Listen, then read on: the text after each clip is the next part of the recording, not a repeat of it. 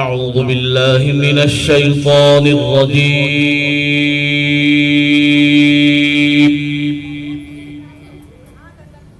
بسم الله الرحمن الرحيم.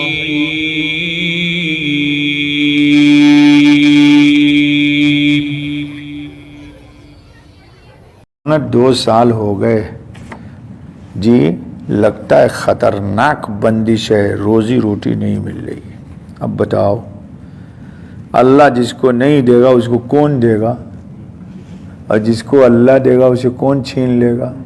ہماری روزی اگر جادوگیر کے بس میں ہو تو اتنے دنیا میں مسلمان ہیں جادوگیر کسی کو کھانے ہی نہ دے. لیکن کل کے درس میں آیا تھا نا، یا تو ہمارے کسی ماضی کے گناہ کی سزا ہے یا ہماری ابتلا ہے. میں نے ایک دن بتایا تھا آپ کو کہ غم اور پریشانی میں بندہ اگر گلے شکوے کرنے لگے، اللہ کے در کو چھوڑ دے، تو سمجھو کہ یہ مصیبت ہے، یہ عذاب ہے، عذاب.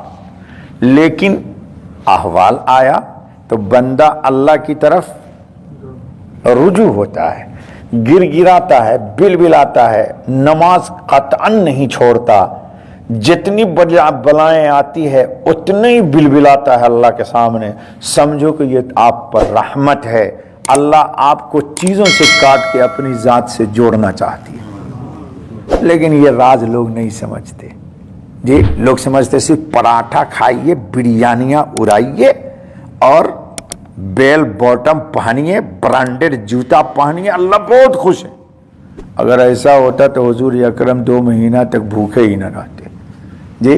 ہم نے سمجھا ہوا ہے کہ اللہ کی خوشی کی دلیل یہ ہے کہ خوب مال میٹیریل ملے. نہیں دوستو، ہماری تقدیر کا لکھنے والا، اور تقدیر پیدائش سے پہلے لکھی تو جادوگر وہیں چلا گیا تقدیر لکھنے، اللہ تعالیٰ کا قلم پکڑ لیا تھا کیا اس نے؟ کیا عقیدہ ہو گیا آج کل لوگوں کا مسلمانوں، جس کو دیکھو مولوی صاحب جہاں ہاتھ ڈالتا ہوں وہی ناکامی ہوتی ہے. ارے تمہاری ماں کی پیٹ میں پیدائش سے پہلے اللہ نے تقدیر لکھی. آدم علیہ السلام کی تخلیق سے 50,000 سال پہلے اللہ نے تقدیر لکھ دی ہے. اب خامخواہ کے لیے عقیدہ خراب کر رہے ہو. 1000 دروں پہ جا رہے ہو، کھٹکھٹا رہے ہو، اور جس کے در پہ سب کچھ موجود ہے اس کے در پہ نہیں آ رہے ہو. اے دوستو، یہ کیا ہے